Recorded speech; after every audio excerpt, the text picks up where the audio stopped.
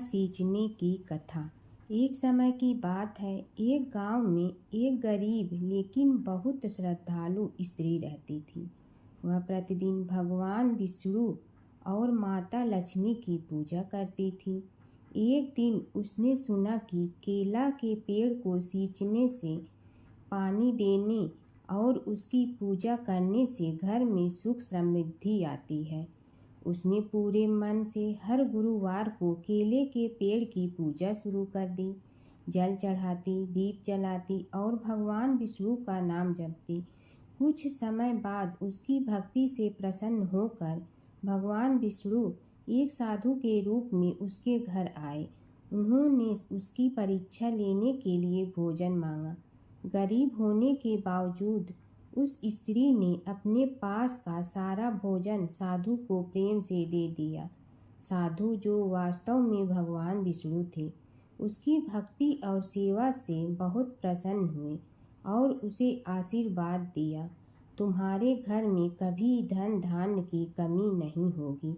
धीरे धीरे उस स्त्री का जीवन बदलने लगा। उसके घर में सुख समृद्धि आने लगी और हमेशा खुश रहने लगी। समय की बात है कि विष्णु भगवान का विवाह लक्ष्मी जी के साथ निश्चित हो गया। विवाह की तैयारी होने लगी। सभी देवताओं को निमंत्रण भेजे गए, परंतु गणेश जी को निमंत्रण नहीं दिया। कारण जो भी रहा हो, अब भगवान विष्णु की बारात जाने का समय आ गया। सभी देवता अपनी पत्नियों के साथ विवाह समारोह में आए। उन सब ने देखा कि गणेश जी कहीं दिखाई नहीं दे रहे हैं। तब वे आपस में चर्चा करने लगे कि क्या गणेश जी को कोई न्योता नहीं दिया है या स्वयं गणेश जी ही नहीं आए हैं। सभी को इस बात पर आश्चर्य होने लगा। तभी सब ने विचार किया कि विष्णु भगवान से ही इसका कारण पूछा जाए। विष्णु भगवान से पूछने पर उन्होंने कहा कि हमने गणेश जी के पिता भोलेनाथ महादेव को न्योता भेजा है। यदि गणेश जी अपने पिता के साथ आना चाहते हैं तो आ जाते। अलग से न्योता देने की कोई आवश्यकता भी नहीं थी। दूसरी बात यह है कि उनको 1.25 मन मूंग, 1.25 मन चावल, 1.25 मन घी और 1.25 मन लड्डू का भोजन दिन भर में चाहिए। यदि गणेश जी नहीं आएंगे तो कोई बात नहीं। दूसरे के घर जाकर इतना सारा खाना पीना अच्छा भी नहीं लगता। इतनी वार्ता कर ही रहे थे कि किसी एक ने सुझाव दिया, यदि गणेश जी आ भी जाए तो उनके द्वारपाल बनाकर बैठा देंगे कि आप घर की याद रखना। आप तो चूहे पर बैठकर धीरे धीरे चलोगे तो बारात से बहुत पीछे रह जाओगे। यह सुझाव भी सबको पसंद आ गया तो विष्णु भगवान ने भी अपनी सहमति दे दी। होना क्या था कि इतने में गणेश जी वहां आ पहुंचे और उन्हें समझा बुझा कर घर की रखवाली करने बैठा दिया गया। बारात चल रही थी, तब नारद जी ने देखा कि गणेश जी तो दरवाजे पर ही बैठे हुए हैं। तो वे गणेश जी के पास गए और रुकने का कारण पूछा। गणेश जी कहने लगे कि विष्णु भगवान ने मेरा बहुत अपमान किया है। नारद जी ने कहने लगे कि अपनी मूसक देना को आगे भेज दे तो वह रास्ता खोद देगी, जिससे उनके वाहन धरती में धंस जाएंगे। तब आपको सम्मान पूर्वक बुलाना पड़ेगा। अब तो गणेश जी ने अपनी मूसक सेना जल्दी से आगे भेज दी और सेना ने जमीन पोली कर दी। जब बारात वहां से निकली तो रथों के पहिए धरती में धंस गए। लाख कोशिश करे परंतु पहिए नहीं निकले। सभी ने अपने अपने उपाय किए परंतु पहिए तो नहीं निकले, बल्कि जगह जगह से टूट गए। किसी की समझ में नहीं आ रहा था कि अब क्या किया जाए। तब तो नारद जी ने कहा, आप लोगों ने गणेश जी का अपमान करके अच्छा नहीं किया।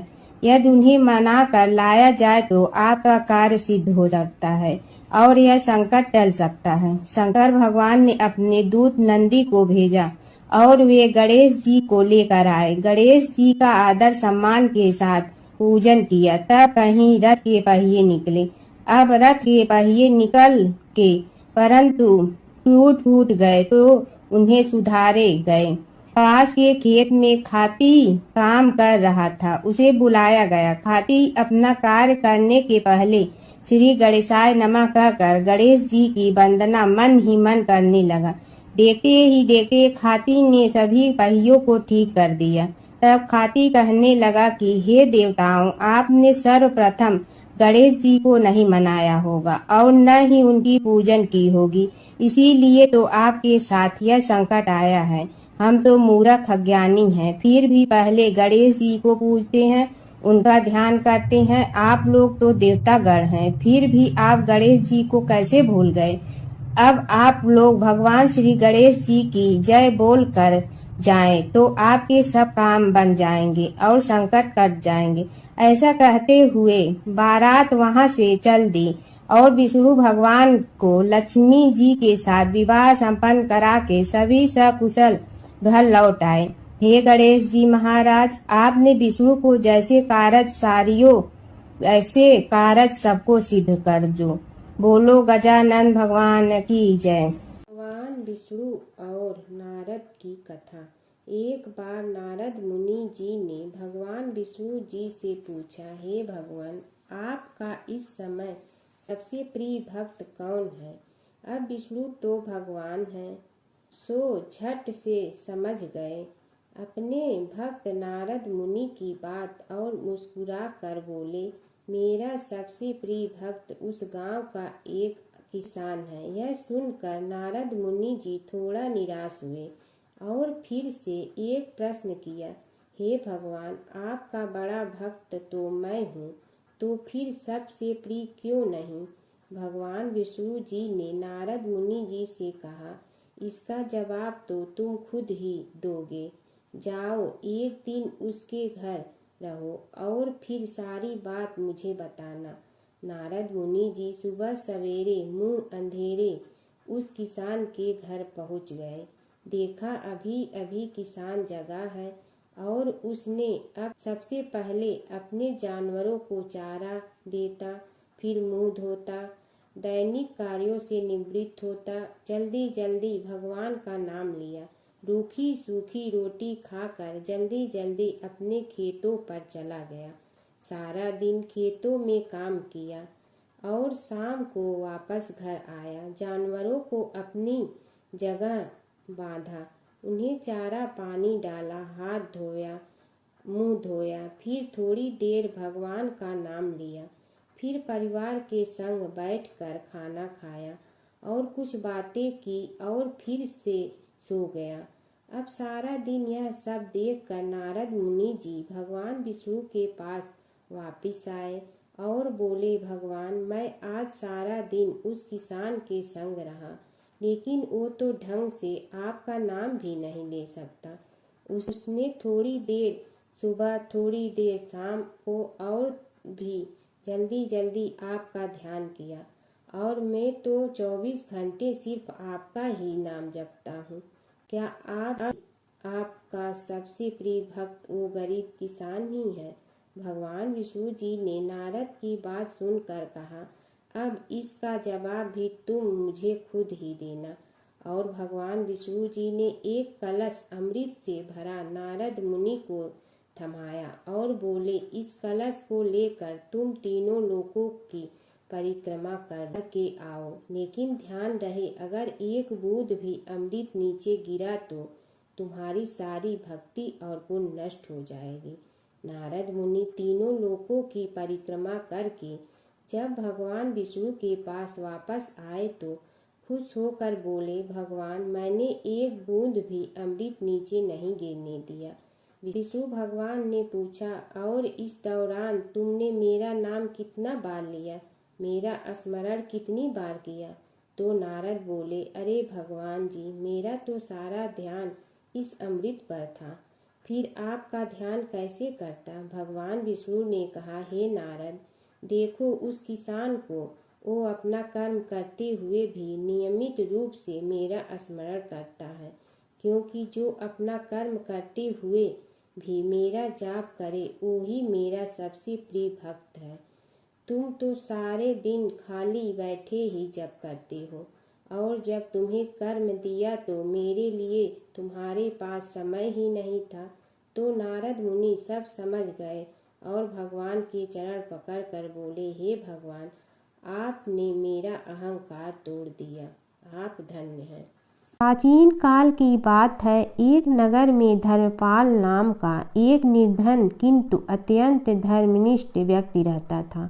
वह न तो अधिक पूजा पाठ जानता था और न ही उसके पास धन था, परंतु उसके हृदय में भगवान विष्णु के प्रति अपार श्रद्धा थी। प्रतिदिन प्रातः स्नान कर भगवान विष्णु का स्मरण करता और तुलसी दल अर्पित करता। तब भी वह हरि नाम का जाप करता रहता। एक दिन किसी कारणवश वह पूजा न कर सका। मन में ग्लानि हुई और रात को उसने भगवान विष्णु से क्षमा याचना की।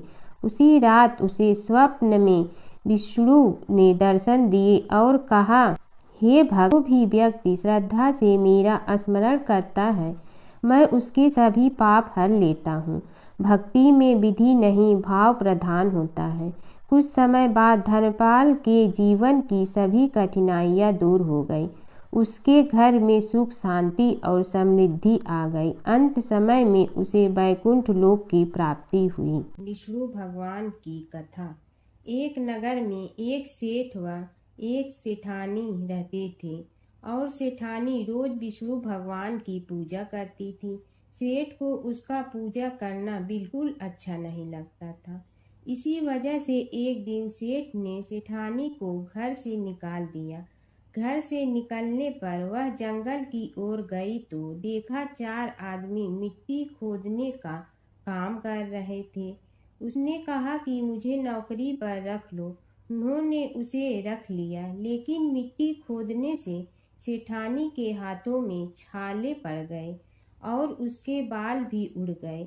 वह आदमी कहते हैं कि बहन, लगता है तुम किसी अच्छे घर की महिला हो। तुम्हें काम करने की आदत नहीं है। तुम एक काम रहने दो और हमारे घर का काम कर लिया करो।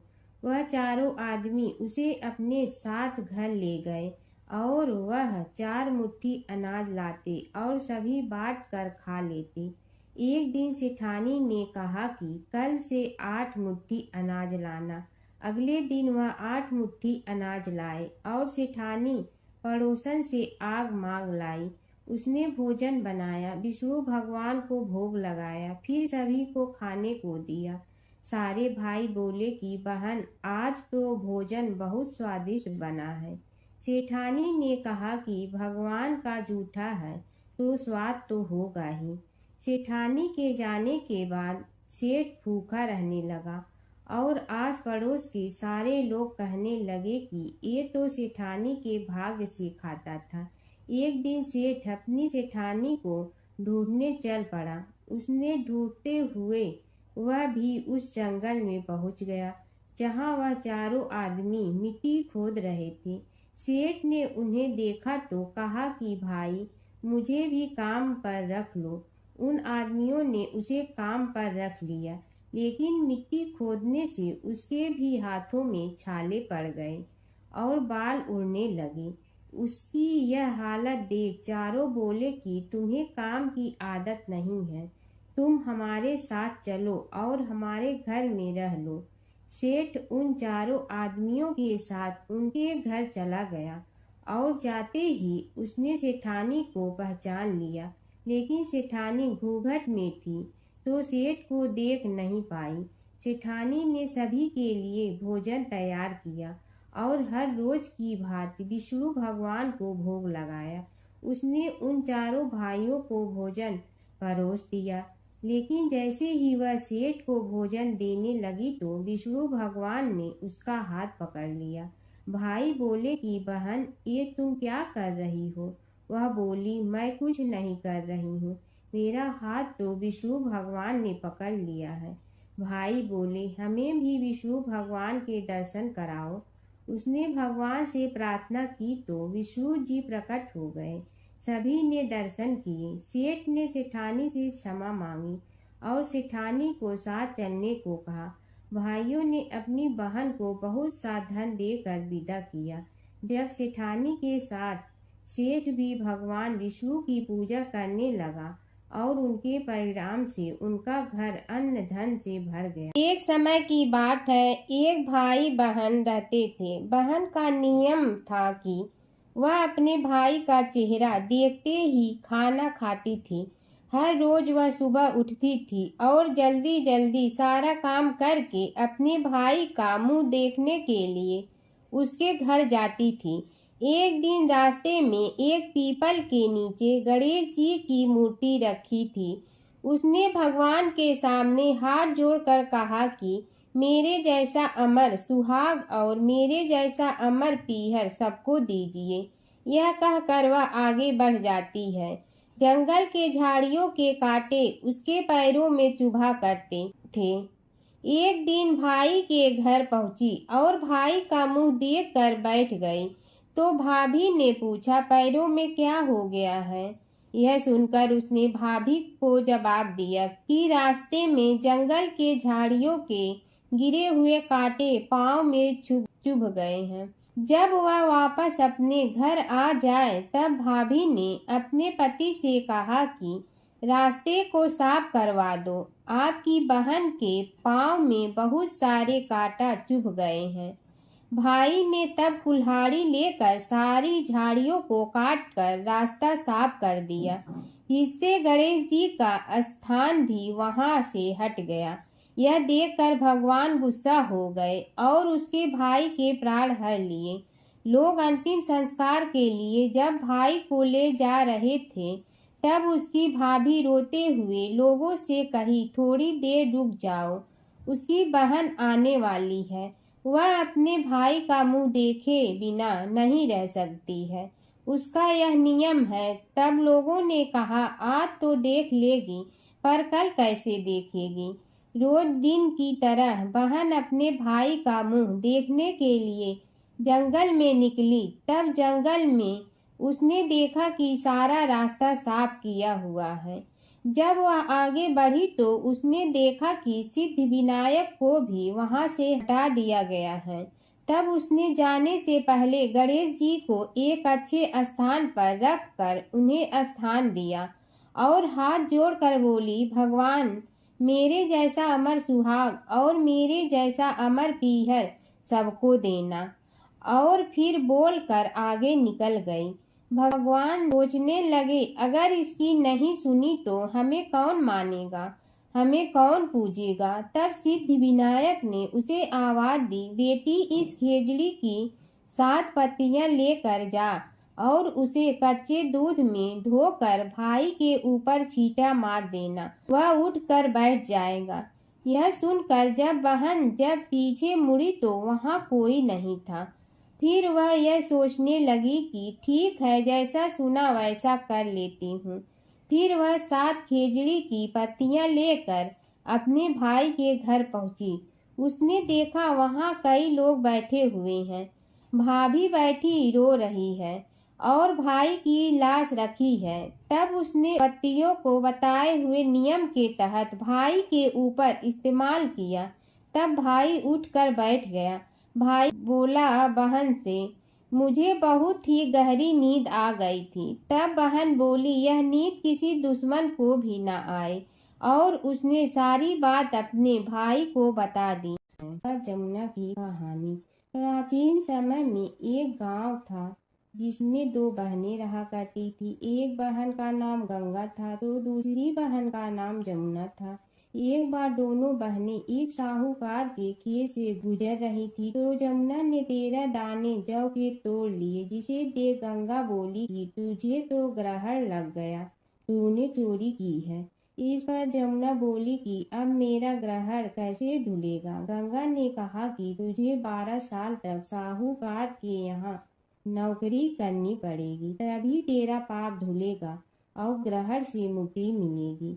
जमुना साहूकार के यहाँ नौकरी के लिए जाती है और अपने लिए काम मांगती है। साहूकार उसे काम पर रख लेता है, लेकिन काम करने से पहले जमुना उसे कहती है कि मैं सारे काम करूंगी लेकिन 4 काम नहीं करूंगी। जूठे बर्तन नहीं मांजूंगी, झाड़ू नहीं लगाऊंगी, बिस्तर नहीं बिछाऊंगी और दिया नहीं जलाऊंगी। 12 साल के बाद कुंभ का मेला लगा तो साहूकारनी भी कुंभ नहाने जाने लगी। यमुना ने उसे जाते देख कहा कि कुंभ के मेले में मेरी बहन गंगा मिलेगी तो उसे यह सोने का टक्का दे देना, इससे वह अपने हाथों में सुंदर चूड़ियां पहन लेगी। साहूकारनी ने कुंभ के मेले में गंगा को वह सोने का टका दे दिया। गंगा ने उनसे वह टका लेते हुए कहा कि मेरी बहन को कहना कि उसके 12 वर्ष पूरे हो गए हैं, अब वह वहां वापिस आ जा। साहूकार व साहूकारनी वापिस घर आए तब जमुना मटके में पानी भर रही थी। दोनों जमुना से बोले कि हमने सोने का वह टका तेरी बहन गंगा को दे दिया था और उसने कहा है कि तेरे 12 वर्ष पूरे हो गए हैं, इसलिए अब तुम वापिस जाओ। यह समाचार सुनते ही जमुना सहस्त्र धारा में बदल गई और बहने लगी। यमुना जी का यह रूप देखकर साहूकार और साहूकारनी परेशान हो गई थी। हमारे घर में जमुना माता ने काम किया, हमें तो अब ग्रहण लग गया है, हम यह ग्रहण कैसे उतारेंगे। जमुना भागकर गंगा माता के पास चली गई। गंगा ने जमुना से पूछा कि तुम साहूकारनी से कुछ कहकर आई हो या ऐसे ही बिना बताए आ गई। तब जमुना बोली कि मैं तो कुछ भी बताकर नहीं आई हूँ। गंगा ने कहा कि जा उन्हें धीरज दे आ, नहीं तो उन्हें जीवन भर असंतोष ही रहेगा। गंगा के कहने पर जमुना माता ने साहूकारनी को सपने में दर्शन दिए और कहा कि तुम दोनों उल्टे माथे क्यों पड़े हो, जाओ उठकर खाओ पियो। तब दोनों बोले कि हम कैसे उठे, हमें तो ग्रहण लगा है, क्योंकि हमने उल्टे सीधे और पता नहीं कितने नीच कार्य आपसे कराए हैं। तब जमुना जी बोली कि तुम्हें ग्रहण नहीं लगा है, ग्रहण तो मुझे लगा था कि मैंने तुम्हारे खेत से 13 दाने जौ के चुराए थे। मैं तो अपना ग्रहण उतारने तुम्हारे घर आई थी। मेरा ग्रहण तुम्हारे घर में 12 वर्ष तक रहने से उतर गया है और मेरी मुक्ति हो गई है। जमुना जी ने कहा कि तुम्हें कोई ग्रहण नहीं लगा है, उल्टे मेरे 12 वर्ष तक यहाँ रहने से तुम्हारी भी मुक्ति हो गई है। यह कहकर जमुना जी स्वप्न से चली गई। दोनों उठकर देखते हैं कि उनके घर में पहले से भी अधिक धन हो गया है। हे जमुना माता, जैसे आपने साहूकार व साहूकारनी की मुक्ति कराई, वैसे ही आप अपने सभी भक्तों की करना। नगर बसेरे की कहानी। किसी गांव में एक भाट व एक जाट रहता था। दोनों में घनिष्ठ मित्रता थी। एक बार जाट अपनी बहन के घर जाने को तैयार हुआ तो भाट अपनी ससुराल जाने को तैयार हुआ। दोनों साथ चल पड़े तो रास्ते में रुककर एक कुएं की मुंडेर पर बैठ गए। जाट ने भाट से कहा कि नगर बसेरा कर लेते हैं। इस पर भाट बोला कि तू ही नगर बसेरा कर ले, मैं तो अपनी ससुराल जा रहा हूँ, वहाँ खूब खातिर होगी मेरी, तू कर ले नगर बसेरा। जाट वहीं कुएं के पास बैठ पानी की घंटी और चावल का दाना लेकर नगर बसेरा करने लगा। नगर बसेरा करने के साथ जाट कहने लगा कि नगर बसेरा जो करे सो मल धोवे पाँव, ताता माड़ा तापसी देगी मेरी माँ, माँ देगी मावशी तेगी द्वारका का वास, मीठा मीठा घास वृंदावन का वास, 5 कुल्थी छठी रास मेरी जीगड़ो श्री कृष्ण के पास, डालू पानी हो जाए घी झट से निकल जाए मेरा जी। यह सब कर कर के वह जाट बहन के पास चल पड़ा। जाट की बहन ने भाई के आने पर उसकी खातिर की खी बूरा के साथ भाई को जिमाया। दोनों ने बैठकर ढेर सारी बातें की। इधर भाट अपने ससुराल पहुंचा तो वहां आग लगी हुई थी। आग बुझाने वह भी लग गया, जिसमें हाथ मुंह भी काले हो गए और खुद भी थोड़ा सुलझ गया। ना रोटी ना पानी के लिए ही किसी ने पूछा। एक पड़ोसन आई तो उसने भाट की सास को कहा कि जमाई आया है। जरा उस आव भगत कर लो। बुढ़िया बोली कि सब कुछ तो जल गया है, अब कहाँ से आव भगत करूं। तब पड़ोसन ने ही भात को एक रोटी के साथ छाछ दी। उसने वही खाकर गुजारा किया। शाम को दोनों फिर घर की ओर चल पड़े और रास्ते में मिल गए और एक दूसरे का हाल पूछा। भाट बोला कि मेरी ससुराल में तो आग लगी हुई थी, आग बुझाते मैं खुद काला हो गया हूँ, ना रोटी मिली ना पानी। जाट बोला कि मेरी तो बहुत खातिर हुई। फिर बोला कि मैंने कहा था ना कि नगर बसेरा कर ले, अब कर ले। लेकिन भाट ने फिर मना कर दिया। कहने लगा कि चाहे रोटी दे या न दे, तेरी तो माँ है, दही चूरमा का पेड़ा धरा पाएगा। भाट ने फिर नगर बसेरा नहीं किया, जाट ने कर लिया। नगर बसेरा जो करे सो मल धोए पाँव। ताता माड़ा तापसी देगी मेरी माँ, माँ देगी मावशी देगी द्वारका का वास। मीठा मीठा घास वृंदावन का वास, 5 कुल्ठी छठी रास। मेरा जी बड़ो श्री कृष्ण के पास, डालू पानी हो जाए घी, झट से निकल जाए मेरा जी। करके वह चल पड़ा। घर पहुँचते ही जाट की मौसी ने बहुत लाड प्यार किया। उधर भाट घर गया तो उसकी भैंस खो गई थी। बाप एक लाठी रखे तो दूसरी उठाए और कहने लगा कि ससुराल गया तो आग लगा दी, अब यहाँ आया तो भैंस खो दी। बाप ने कहा कि पहले भैंस लेकर आ, तभी रोटी पानी मिलेगा। सारा दिन भाट भैंस ढूंढता रहा, लेकिन उसे भैंस नहीं मिली। जाट और भाट की मुलाकात फिर से बाजार में हो गई। जाट ने भाट के हाल चाल पूछे तो भाट बोला कि आते ही भैंस खो गई, बस उसी दिन से भैंस ढूंढ रहा हूँ। रोटियां का तो पूछो ही मत। जाट ने कहा कि मैंने तो पहले ही कहा था कि नगर बसेरा कर ले। जाट की बात सुनकर भाट बोला कि तेरे नगर बसेरे में इतनी ताकत है तो चल अब कर लेते हैं। दोनों ने बैठकर नगर बसेरा किया। नगर बसेरा जो करे सो मल धोवे पाँव। ताता माड़ा तापसी देगी मेरी माँ, माँ देगी मौसी देगी द्वारका का वास। मीठा मीठा घास वृंदावन का वास, 5 कुल्ठी छठी रास। मेरा जीवड़ो श्री कृष्ण के पास, डालू पानी हो जाए घी, झट से निकल जाए मेरा जी। दोनों के नगर बसेरा करने पर भाट जैसे ही आगे बढ़ा तो उसकी खोई भैंस मिल गई, जिसे लेकर घर पहुंचा। घर पहुंचते ही माँ ने कहा कि लड़के को आते ही घर से निकाल दिया, सारे दिन से ये भूखा प्यासा भटक रहा है। यह कहकर उसकी माँ ने उसको खूब खिलाया पिलाया।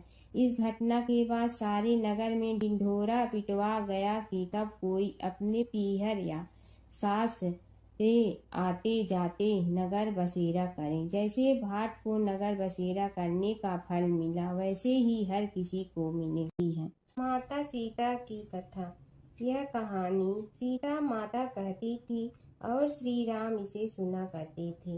एक दिन श्री राम भगवान को किसी काम के लिए बाहर जाना पड़ा, तो सीता माता कहने लगी कि भगवान, मेरा तो 12 वर्ष का नित्य नियम है, अब आप बाहर जाएंगे तो मैं अपनी कहानी किसे सुनाऊंगी। श्री राम ने कहा कि तुम कुएं की पाल पर जाकर बैठ जाना और वहां जो औरतें पानी भरने आएंगी उन्हें अपनी कहानी सुना देना। सीता माता कुएं की पाल पर जाकर बैठ जाती हैं। एक स्त्री आई, उसने रेशम की जड़ी की साड़ी पहन रखी थी और सोने का घड़ा ले रखा था। सीता माता उसे देख कहती हैं कि बहन, मेरा 12 वर्ष का नित्य नेम सुन लो। पर वह स्त्री बोली कि मैं तुम्हारा नित्य नेम सुनूंगी तो मुझे घर जाने में देरी हो जाएगी और मेरी सास मुझसे लड़ेंगी।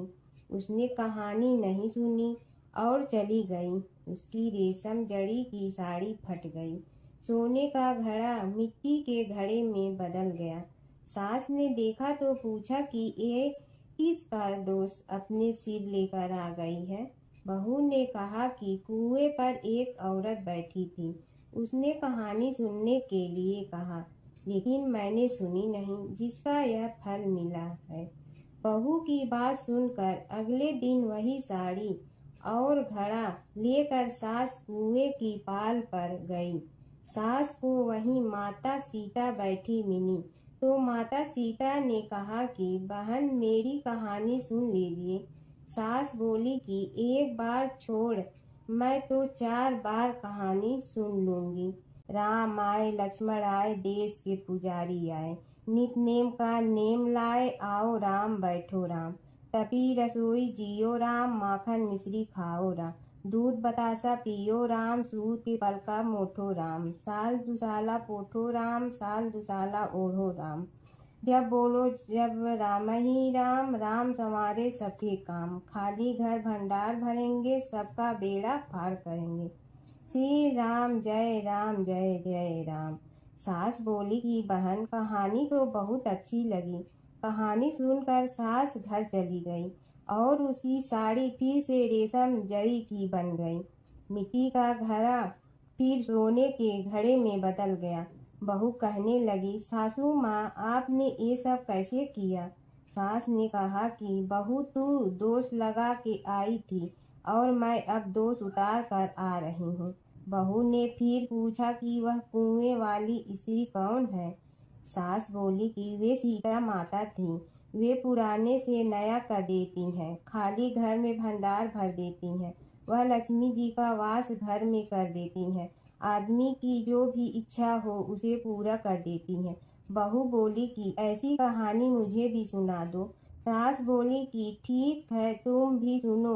और सास ने कहानी शुरू की।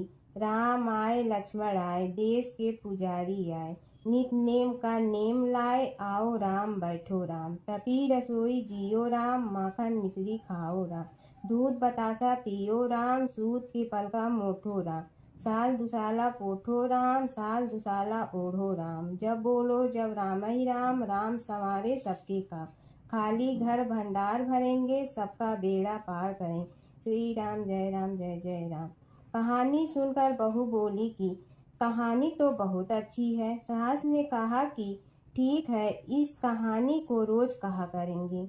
अब सास बहू रोज सवेरे उठती, नहाती धोती और पूजा करने के बाद नित नेम की सीता की कहानी कहती। एक दिन उनके यहाँ एक पड़ोस की औरत आई और बोली कि बहन, जरा सी आँच दे ना। तो वह बोली कि आज तो अभी हमने जलाई ही नहीं।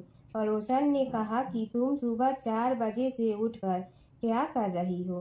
फिर उन्होंने कहा कि सुबह उठकर हम पूजा करते हैं, फिर सीता माता की नित नेम की कहानी कहते हैं। पड़ोसन ने उसकी बात सुनकर फिर कहा कि सीता माता की कहानी कहने से तुम्हें क्या मिलता है?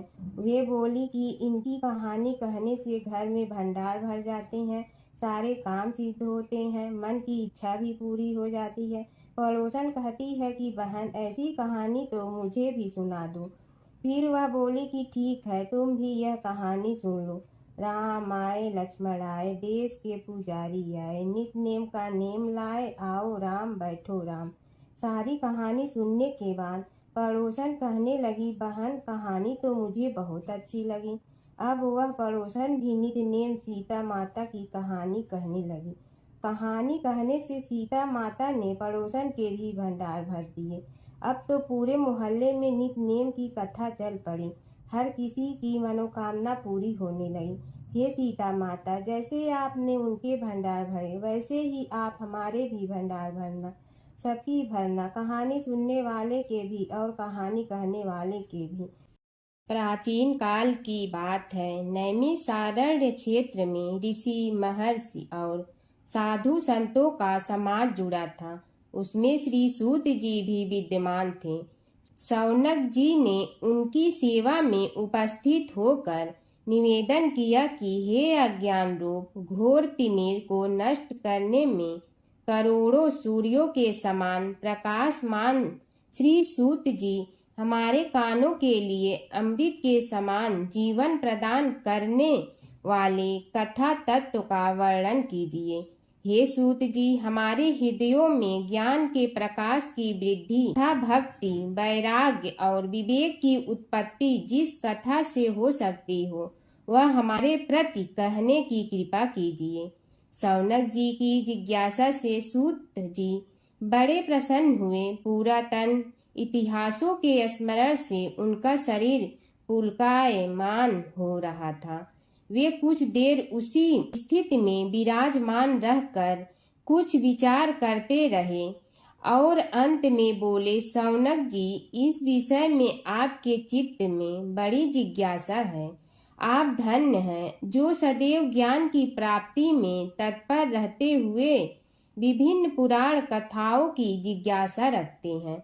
आज मैं आपको ज्ञान के परम स्रोत रूप श्री गणेश जी का जन्म कर्म रूप चरित्र सुनाऊंगा। गणेश जी से ही सभी ज्ञानों, सभी विद्याओं का उद्भव हुआ है। अब आप सावधान चित्त से विराजमान हो। श्री गणेश जी के ध्यान और नमस्कार पूर्वक उनका चरित्र श्रवण करें। नमस्तस्मै गणेशाय ब्रह्मा विद्या प्रदायिनी यनागस्त्यसमः साक्षात विघ्न सागर सोषणे।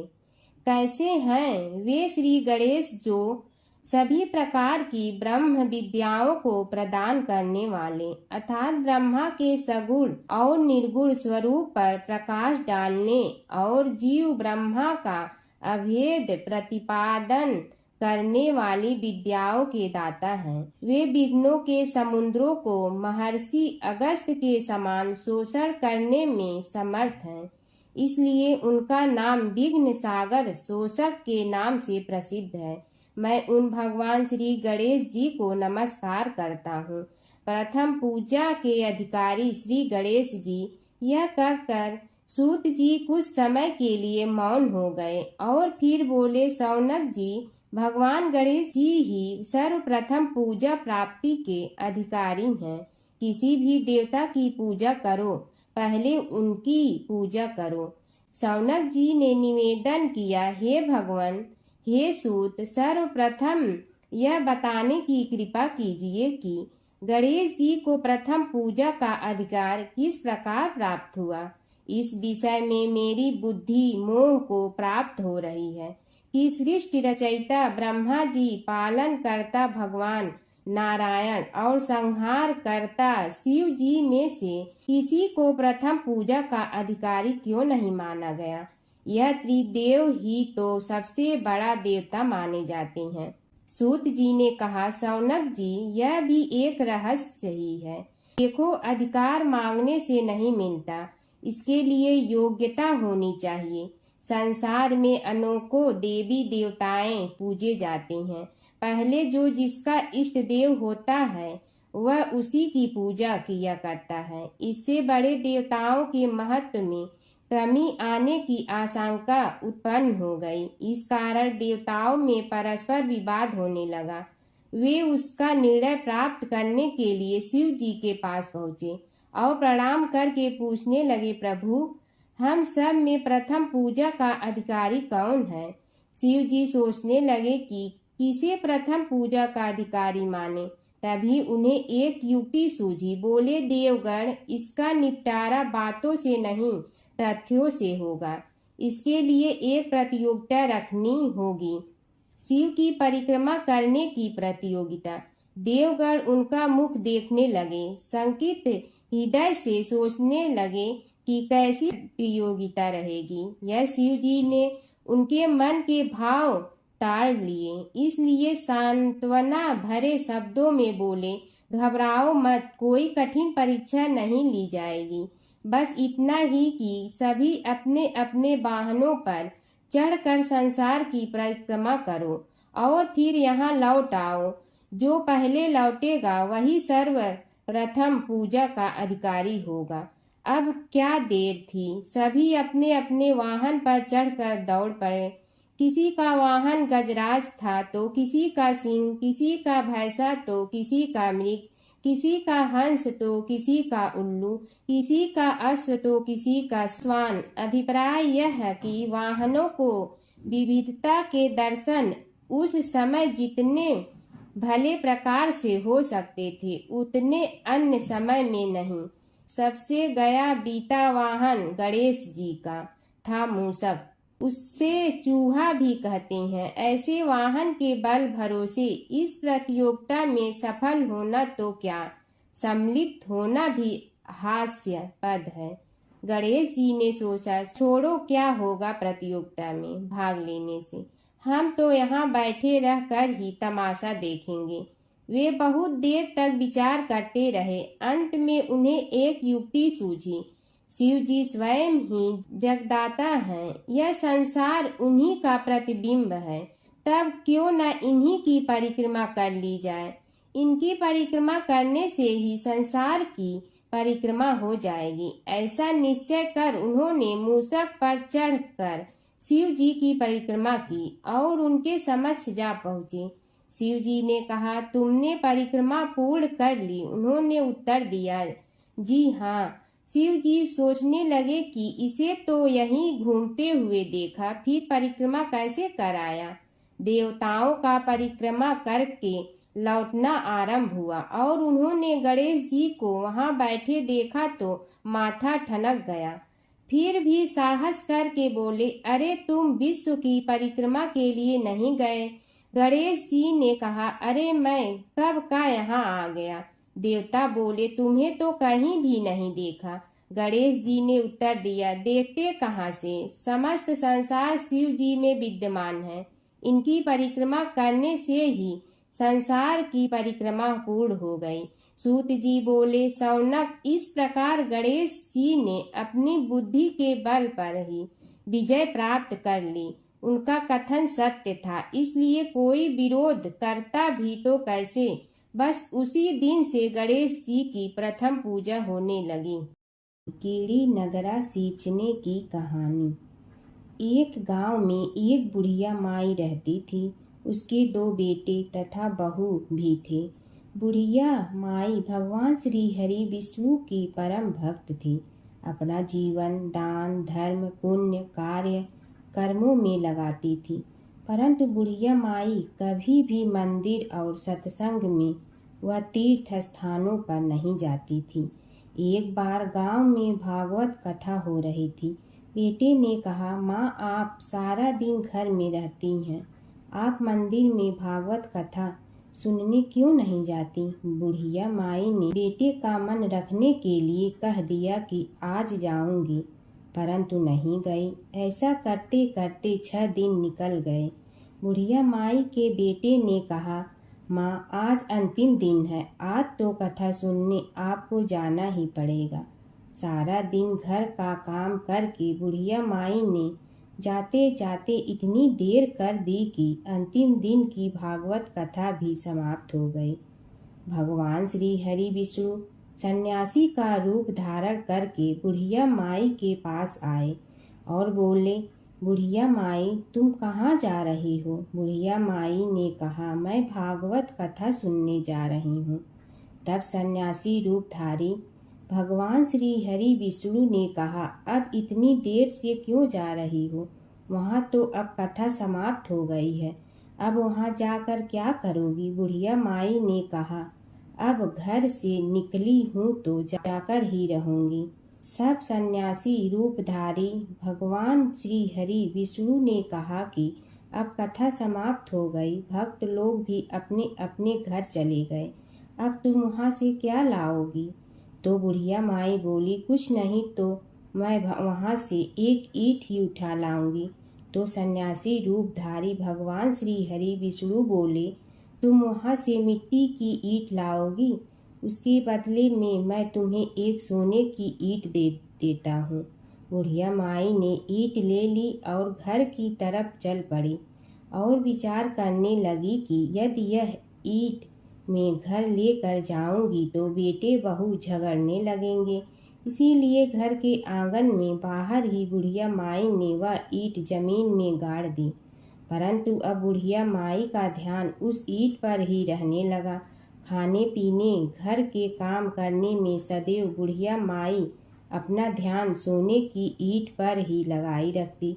बेटे बहू ने पूछा, माँ पूरे दिन घर के आंगन में क्या करती रहती हो? तो बुढ़िया माई ने कहा, मैं आने जाने वाले को देखती रहती हूँ। एक दिन बुढ़िया माई मर गई। यमराज के दूत बुढ़िया माई को लेने आए। बुढ़िया माई को लेकर धर्मराज जी के पास पहुँचे और धर्मराज जी को सारी बात बतलाई। धर्मराज जी ने बुढ़िया माई को कुतिया की योनि दे दी और कुतिया उसी पेड़ के नीचे बैठी रहती। बुढ़िया माई की बहू ने कहा, इस कुतिया को यहाँ से भगाओ, नहीं तो यह बच्चों को काट जाएगी। तो उसके बेटे ने उसकी पीठ पर एक लकड़ी मारी और बुढ़िया माई मर गई और को सर्प की योनि मिली। आंगन में सर्प को देखकर बेटे बहू ने किसी को काट नहीं जाए इसी डर से मार दिया। फिर बुढ़िया माई मर कर धर्मराज जी के पास पहुँची। बुढ़िया माई कीड़ी का रूप धारण करके उस आंगन में कीड़ी नगरा बना लिया। आंगन में कीड़ी नगरा हो गया। घर वाले बहुत परेशान हुए। घर वाले भोजन भी नहीं बना रहे थे और मन ही मन होने का स्मरण करने लगे। तब भगवान श्री हरि विष्णु सन्यासी का रूप धारण करके आए और बोले कि कुछ खाने को दे दो। तो घरवाले ने कहा, महाराज हमारे खाने को भी कुछ नहीं बनाया क्योंकि हमारे घर में कीड़ी नगरा हो गया है। आप ही इसका कुछ उपाय बतलाइए। तब महाराज जी ने आंगन में खोदा और सोने की 28 निकाली और दोनों बेटों को दे दी और कहा, तुम्हारी माँ के नाम से दान पुण्य करना, धर्मशाला बनवाना, स्कूल बनवाना, प्याऊ लगवाना, गौशाला में गाय के चारे खाने की व्यवस्था करना। परंतु दोनों बेटे आपस में झगड़ने लगे कि तू दान कर, तू दान कर। किसी ने बुढ़िया माई के नाम से कोई दान नहीं किया और कीड़ी नगरा वहाँ उसी स्वरूप में स्थापित रहा। कुछ दिन बाद सन्यासी वापस आया और बुढ़िया माई के बेटों ने भगवान स्वरूपधारी सन्यासी महाराज से कहा कि हमारी घर की हालत वैसी की वैसी है, कीड़ी नगरा तो वैसे का वैसा ही है। तब साधु रूपधारी सन्यासी महाराज ने कहा, वह सोने के ईंट के टुकड़े लाओ और उन्हें बेचकर उनसे जो भी धन मिले उसे तुम्हारी माँ के नाम से दान पुण्य करो। इस कीड़ी नगरा पर शक्कर और आटा डालो। तुम ऐसा करोगे तो तुम्हारी माँ को मोक्ष प्राप्ति होगी। और उनके घर से कीड़ी नगरा चला गया। जो व्यक्ति प्रतिदिन सुबह प्रातः आटा और शक्कर कीड़ी नगरे पर डालता है वह सदैव धनवान, पुत्रवान, संपन्न, सुख शांति से जीवन यापन करता है। उसके घर में कभी कोई कष्ट नहीं आता है। उसका जीवन सदा सर्वदा आनंद से व्यतीत होता है। उसके परिवारजन उसे अत्यधिक स्नेह प्रदान करते हैं। कीड़ी नगरा प्रतिदिन सींचने से जुड़ी नगरी की कहानी सुनने से, दान पुण्य व धर्म कार्यों में रुचि लगाने से जीवन उत्तम हो जाता है। जी बोले, हे शौनक जी, यह एक तथ्य है कि गणेश जी ही उसके पात्र हैं। वे बड़े देवता का भी कार्य सिद्धि में विघ्न उपस्थित होने पर उन विघ्न राज का आश्रय न लिया हो। हे शौनक, वे देव भी बड़े दयालु हैं। नाम तो शिव जी का ही आशुतोष है, किंतु वे सर्वात्मा और सर्वरक्षक प्रभु तो शिव जी की अपेक्षा भी शीघ्र ही प्रकट हो जाते हैं। उनका भक्त कभी किसी संकट में नहीं पड़ता। यदि प्रारब्ध वशात कभी किसी विपत्ति में पड़ भी जाता है तो गणेश्वर की उपासना करने पर उनके अनुग्रह से उनके समस्त दुख दूर होकर परम सुख की प्राप्ति होती है। शौनक ने कहा, हे सूत जी, हे महाभाग, हे प्रभु, मैं गणेश जी के विभिन्न चरित्रों का अध्ययन करना चाहता हूँ, तो मुझे बताइए कि किस ग्रंथ का अवलोकन करूँ।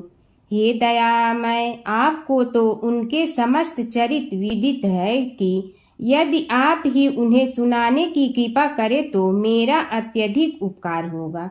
सूत जी बोले, हे शौनक भगवान, गणेश्वर के इतने चरित्र हैं कि उन सब का कथन इस जीवा से संभव नहीं, क्योंकि प्रभु अनंत, प्रभु चरित अनंता वाली बात समस्त विद्वान ऋषि मुनि कहते हैं। फिर भी गणेश जी प्रथम पूजा के अधिकारी होने के कारण समस्त देव चरित्रों में जुड़े हुए हैं, इसलिए उनका प्रभाव भी सर्वाधिक व्यापक है। हे मुने, हे शौनक, वे भगवान सर्व समर्थ हैं। वे सभी का तिरस्कार करने में समर्थ हैं, किंतु उनका तिरस्कार कोई भी नहीं कर सकता। यह त्रिलोक्य उन्हीं भगवान के संकेत पर नित्य करता है। इसकी समस्त क्रियाएं उन्हीं की इच्छा पर आश्रित हैं। हे शौनक, भगवान गणेश्वर स्वयं कहते हैं, शिवे विष्णो च शक्तौ च सूर्ये मयि निराधिप यो भेद बुद्धियोगः स सम्य योगुः मतो मम। हे नरेश्वर, हे वरेण्य, शिव, विष्णु, शक्ति, सूर्य और मुझ गणेश में जो अभेद बुद्धि योग है, मेरे मत में वही सम्यक योग है। इससे यह भी सिद्ध है कि समस्त देवता उन्हीं के स्वरूप हैं। वे ही भगवान विभिन्न कार्य रूपों के अनुसार अपना भिन्न भिन्न नाम रखते हैं। हे मुनि श्रेष्ठ, उन सब देवताओं के चरित्र भी उन्हीं गणराज के चरित्र हैं।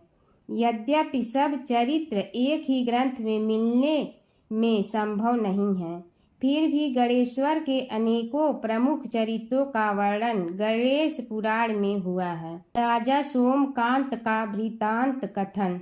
शौनक जी ने पूछा, हे प्रभु, गणेश पुराण का आरंभ किस प्रकार हुआ, यह मुझे बताने की कृपा करे। इस पर सूत जी ने कहने लगे, हे शौनक, यद्यपि गणेश पुराण है तो बहुत प्राचीन, क्योंकि भगवान गणेश्वर तो आदि हैं। न जाने कब से गणेश जी अपने उपासकों पर कृपा करते चले आ रहे हैं। उनके अनंत चरित्र हैं, जिनका संग्रह एक महापुराण का रूप ले सकता है। उसे एक बार भगवान नारायण ने नारद जी को और भगवान ने शंकर और जगन जननी पार्वती जी को सुनाया था। बाद में वही पुराण संक्षेप रूप में ब्रह्मा जी ने महर्षि वेद व्यास को सुनाया और फिर व्यास जी ने महर्षि भृगु को सुनाया। भृगु ने कृपा करके सौराष्ट्र के एक राजा सोमकांत को सुनाया था। तब से वह पुराण अनेक कथाओं में विस्तृत होता रहा और अनेक कथाओं से रहित होता हुआ अनेक रूप में प्रचलित है। शौनक जी ने पूछा, भगवान, आप यह बताने का कष्ट करें कि राजा सोमकांत कौन था। उसने महर्षि से गणेश पुराण का श्रवण कहाँ किया था, उस पुराण के श्रवण से उसे क्या क्या उपलब्धियां हुई।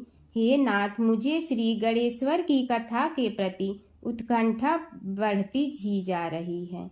सूत जी बोले, हे शौनक, सौराष्ट्र के देवनगर नाम की एक प्रसिद्ध राजधानी थी। वहाँ का राजा सोमकांत था।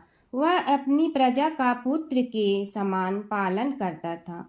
वह वेद ज्ञान संपन्न, शस्त्र विद्या में पारंगत एवं प्रबल प्रतापी राजा, समस्त राजाओं में मान्य तथा अत्यंत वैभवशाली था। उसका ऐश्वर्य कुबेर के भी ऐश्वर्य को लज्जित करता था। उसने अपने पराक्रम से अनेकों देश जीत लिए थे।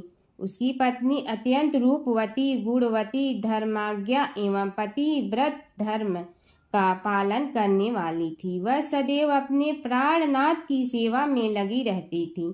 उसका नाम सुधर्मा था। जैसे वह प्रतिव्रता थी, वैसे ही राजा भी एक पत्नी व्रता का पालन करने लगा। उसके हेमकांत नामक एक सुंदर पुत्र था। वह भी सभी विद्याओं का ज्ञाता और अस्त्र शस्त्रादि के अभ्यास में निपुण हो गया था। यह सभी श्रेष्ठ लक्षणों से संपन्न, सद्गुणी एवं प्रजा जनों के हितों का अत्यंत पोषक था। इस प्रकार राजा सोमकांत स्त्री पुत्र, पशु वाहन, राज्य एवं प्रतिष्ठा आदि से सब प्रकार सुखी था। उससे दुख तो था ही नहीं। सभी राजागण उसका हार्दिक सम्मान करते थे तथा उसकी श्रेष्ठ कीर्ति भी संसार व्यापी थी। परंतु युवावस्था के अंत में सोमकांत को घृणित कोष्ठ रोग हो गया। उसके अनेक उपचार किए गए, किंतु कोई लाभ नहीं हुआ। रोग शीघ्रता से बढ़ने लगा और उसके कीड़े पड़ गए। जब रोग की अधिक वृद्धि होने लगी और उसका कोई उपाय न हो सका तो राजा ने मंत्रियों को बुलाकर कहा, सुब्रतो, जाने किस कारण यह रोग मुझे पीड़ित कर रहा है। अवश्य ही यह किसी पूर्व जन्म के पाप का फल होगा।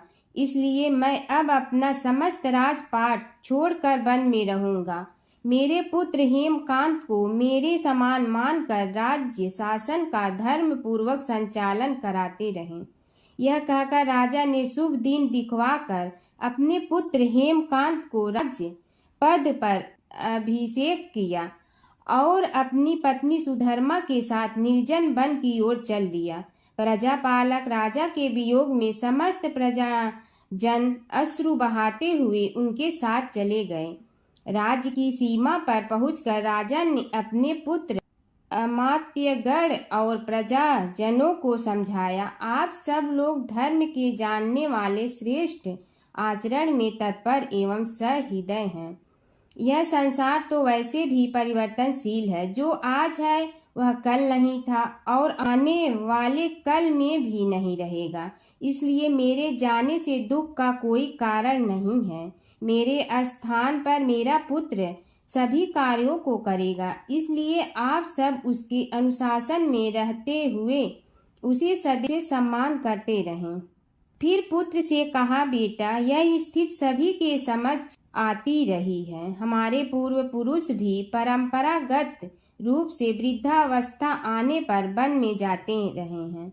मैं कुछ समय पहले ही वन में जा रहा हूँ, तो कुछ पहले या पीछे जाने में कोई अंतर नहीं पड़ता। यदि कुछ वर्ष बाद जाऊं तब भी मोह का त्याग करना ही होगा। इसलिए हे वत्स, तुम दुखित मत हो और मेरी आज्ञा मानकर राज्य शासन को ठीक प्रकार चलाओ। ध्यान रखना, क्षत्रिय धर्म का कभी त्याग न करना और प्रजा को सदा सुखी रखना।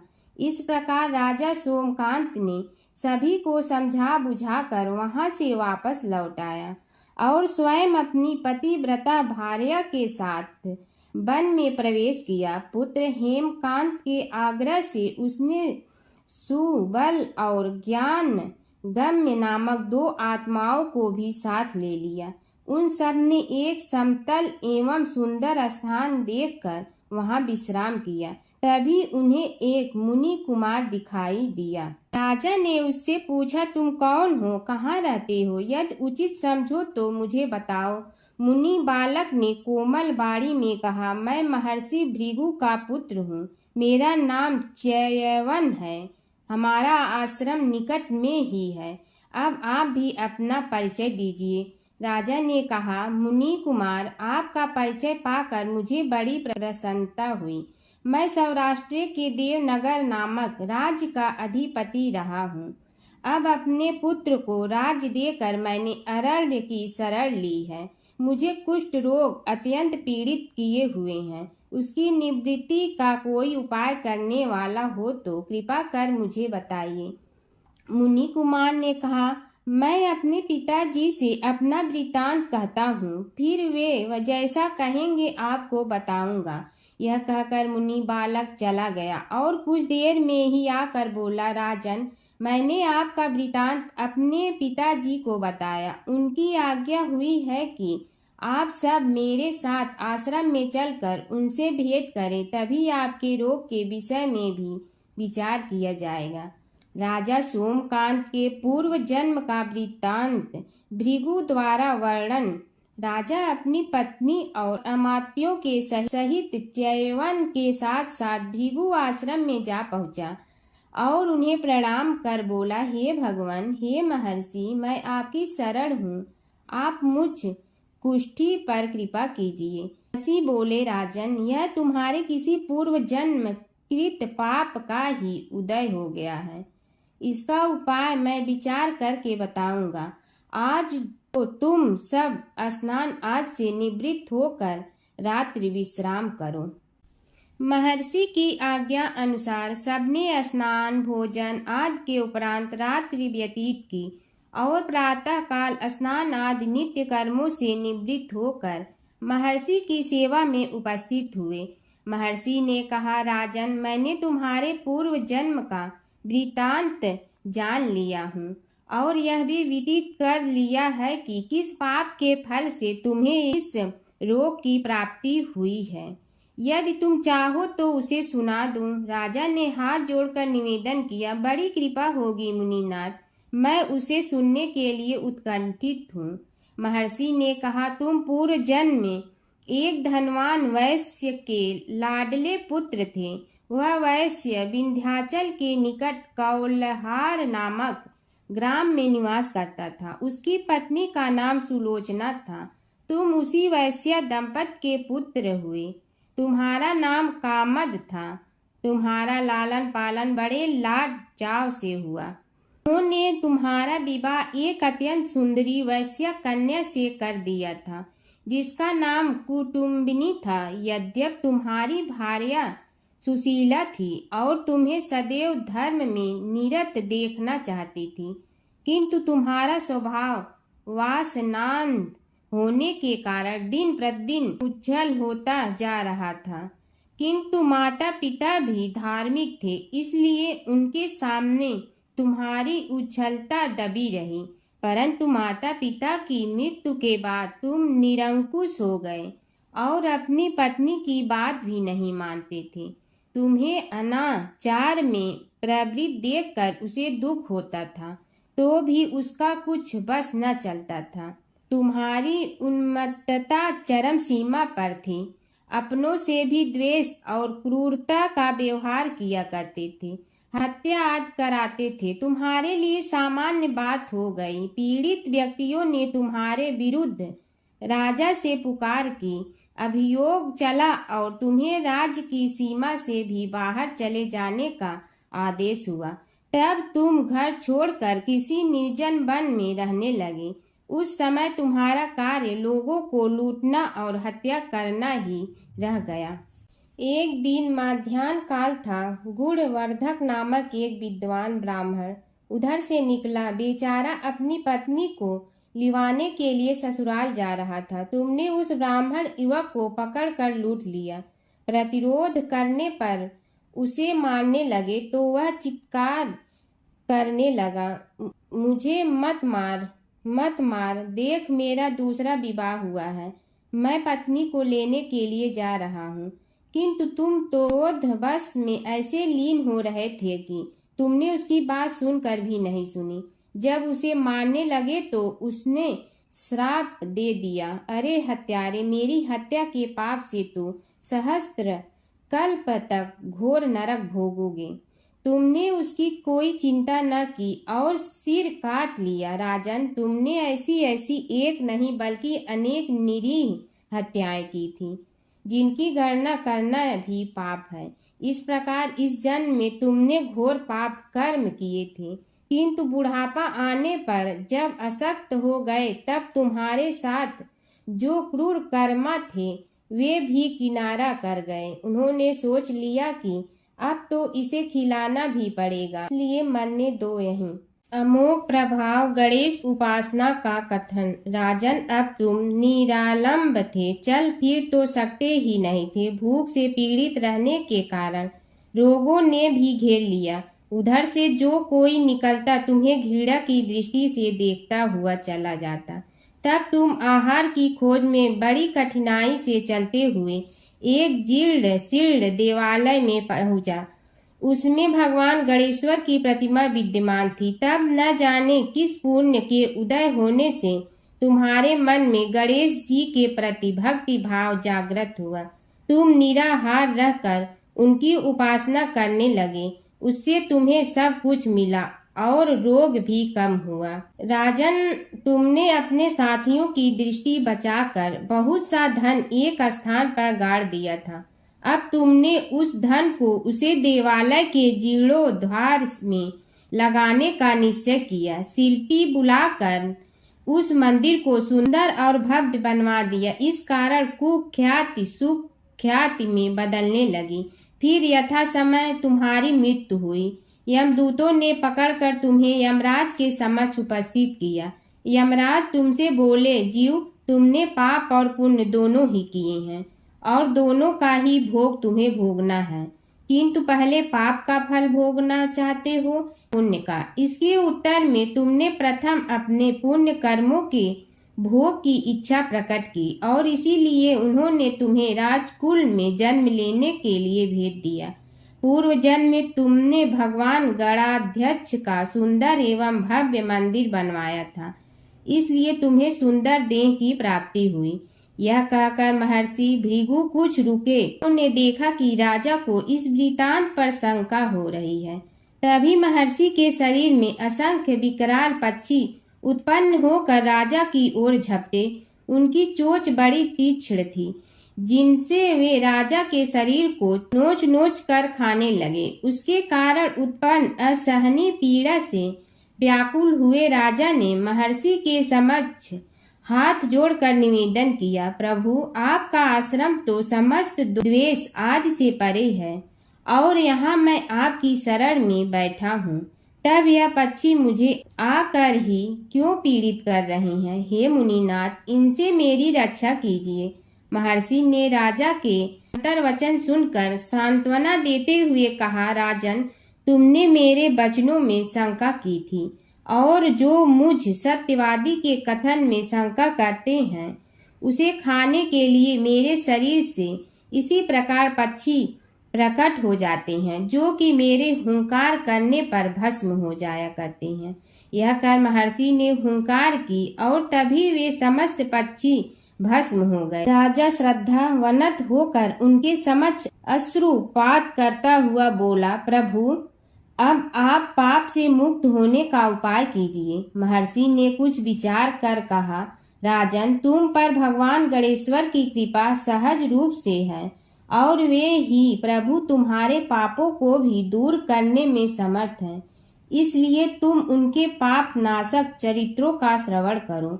गणेश पुराण में उनके चरित्रों का भले प्रकार वर्णन हुआ है, अतएव तुम श्रद्धा भक्ति पूर्वक उसी को सुनने में चित्त लगाओ। राजा ने प्रार्थना की, महामुनि, मैंने गणेश पुराण का नाम भी आज तक नहीं सुना, तो उनके सुनने का सौभाग्य कैसे प्राप्त कर सकूंगा। हे नाथ, आपसे अधिक ज्ञानी और प्रकांड विद्वान और कौन हो सकता है। आप ही मुझ पर कृपा कीजिए। महर्षि ने राजा की दीनता देखकर उसके शरीर पर अपने कमंडल का मंत्रपूत जल छिड़का। तभी राजा को एक छींक आई और नासिका से एक अत्यंत छोटा काले वर्ण का पुरुष बाहर निकल आया। देखते देखते वह बढ़ गया। उसके भयंकर रूप को देखकर राजा कुछ भयभीत हुआ, किंतु समस्त आश्रमवासी वहां से भाग गए। वह पुरुष महर्षि के समक्ष हाथ जोड़कर खड़ा हो गया। उन्हें उसकी ओर देखा और कुछ उच्च स्वर में बोले, तू कौन है, क्या चाहता है। वह बोला, मैं साक्षात पाप हूँ, समस्त पापियों के शरीर में मेरा निवास है। आपके मंत्रपूत जल के स्पर्श से मुझे विवश होकर राजा के शरीर से बाहर निकलना पड़ा है। अब मुझे बड़ी भूख लगी है, बताइए क्या खाऊं और कहाँ रहूं। महर्षि बोले, तू उस आम के अवकाश स्थान में निवास कर और उसी वृक्ष के पत्ते खाकर जीवन निर्वाह कर। यह सुनते ही वह पुरुष आम के वृक्ष के पास पहुंचा, किंतु उसके स्पर्श मात्र से वह वृक्ष जलकर भस्म हो गया। फिर जब पाप पुरुष को रहने के लिए कोई स्थान दिखाई न दिया तो वह भी अंतर्हित हो गया। हर व्रत कथा के साथ पढ़ी और सुनी जाने वाली लपसी तपसी की यह कहानी। एक लपसी था, एक तपसी था। तपसी हमेशा भगवान की तपस्या में लीन रहता था। लपसी रोजाना सवा सेर की लपसी बनाकर भगवान का भोग लगाकर जीम लेता था। एक दिन दोनों लड़ने लगे। तपसी बोला, मैं रोज भगवान की तपस्या करता हूँ, इसलिए मैं बड़ा हूँ। लपसी बोला, मैं रोज भगवान को सवा सेर लपसी का भोग लगाता हूँ, इसलिए मैं बड़ा हूँ। नारद जी वहाँ से गुजर रहे थे। दोनों को लड़ता देखकर उनसे पूछा कि तुम क्यों लड़ रहे हो। तपसी ने खुद के बड़ा होने का कारण बताया और लपसी ने अपना कारण बताया। नारद जी बोले, तुम्हारा फैसला मैं करूँगा। दूसरे दिन लपसी और तपसी नहाकर अपनी रोज की भक्ति करने आए तो नारद जी ने छुपकर 1.25 करोड़ की एक एक अंगूठी उन दोनों के आगे रख दी। तपसी की नज़र उस अंगूठी पर पड़ी जो उसने चुपचाप अंगूठी उठाकर अपने नीचे दबा ली। तब लपसी की नज़र अंगूठी पर पड़ी, लेकिन उसने ध्यान नहीं दिया। भगवान को भोग लगाकर लपसी खाना खाने लगा।